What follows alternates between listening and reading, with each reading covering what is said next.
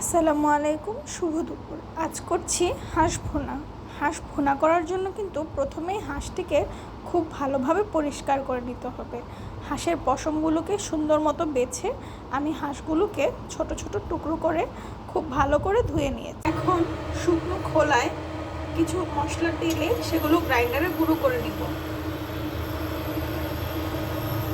প্রথমেই দিয়ে দিচ্ছি একটি শুকনো মরিচ, সাথে দিচ্ছি 2টি তেজপাতা, একটা জায়ফলের 4 ভাগের 1 ভাগ, 4টা এলাচ, 7-8টা লবঙ্গ, 1 চা চামচ মৌরি। মনে রাখতে হবে মৌরি কিন্তু হাঁস ভুনায় খুব প্রয়োজনীয় একটি মশলা। সাথে দিচ্ছি দারচিনি। এখন এগুলোকে কিছুক্ষণ খোলায় নেড়েচেড়ে ঢেলে নেব। রান্নার জন্য প্রথমেই নিয়ে নিচ্ছি সয়াবিন তেল। সয়াবিন তেলটা পারফেক্টলি গরম হলে এর মধ্যে একে একে দিয়ে দেব কুচি করে রাখা পেঁয়াজ, শুকনো মরিচ, আস্ত রসুন, আস্ত পেঁয়াজ, একটা তেজপাতা, 2টা এলাচ, 2টা দারচিনি আর একটু শাহি জিরা। সব কিছুকে একসাথে নেড়েচেড়ে পেঁয়াজ বাদামি রং হওয়া পর্যন্ত ভাজতে হবে।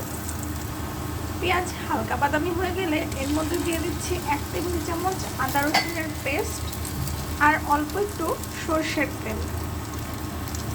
সরষের তেল দিলে হাঁসের মাংসের স্বাদটা বহুগুণে বেড়ে যায়। এই পর্যায়ে দিয়ে দেব 1 চা চামচ লবণ।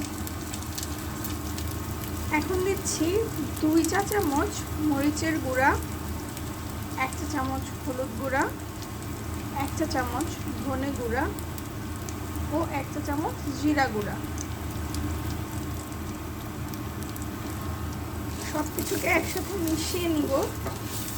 এখানে অল্প একটু গরম পানি অ্যাড করছি। দিচ্ছি 1 চামচ রাঁধুনি মাংসের মশলার গুঁড়া।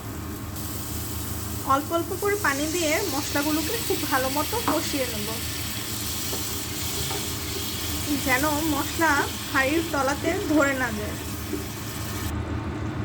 দিয়ে দিচ্ছি গুঁড়ো করে নেওয়া মশলাগুলো। এই মশলাগুলো আমি একটু আধা ভাঙাই রেখেছি। আর দিচ্ছি 1 টেবিল চামচ সয়া সস। সয়া সসটা চাইলে স্কিপ করা যেতে পারে। 1 চা চামচ চিনি দিয়ে মশলাটাকে ভালোভাবে নেড়েচেড়ে ঢেকে দিয়ে রান্না করব কিছুক্ষণ। মশলাটাকে ভেজে নেওয়া হয়ে গেলে এখন হাঁসের মাংসগুলো দিয়ে দেব। এখন আমি গিলা কলিজার পোর্শনটুকু দিচ্ছি না। ভালো মতো নেড়েচেড়ে হাঁসটাকে 20 মিনিটের মতো ঢাকনা দিয়ে রান্না করে নেব। 20 মিনিট পর একটু নেড়েচেড়ে এখন এটাতে সিদ্ধ হওয়ার জন্য গরম পানি দিয়ে দিচ্ছি।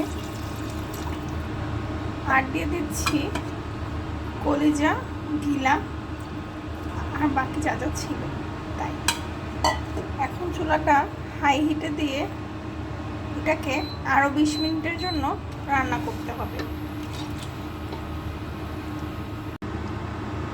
একদম শুকনো শুকনো হয়ে গিয়েছে। এখন রান্না শেষ করার এই পর্যায়ে দিয়ে দিচ্ছি 1 চা চামচ জিরার গুঁড়া আর 1/2 চা চামচ টেস্টিং সল্ট। আপনারা চাইলে টেস্টিং সল্টটা অ্যাভয়েড করতে পারেন।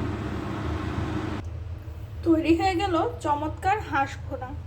গরম ভাত কিংবা রুটির সাথে খেতে কিন্তু দারুণ লাগবে। ধন্যবাদ।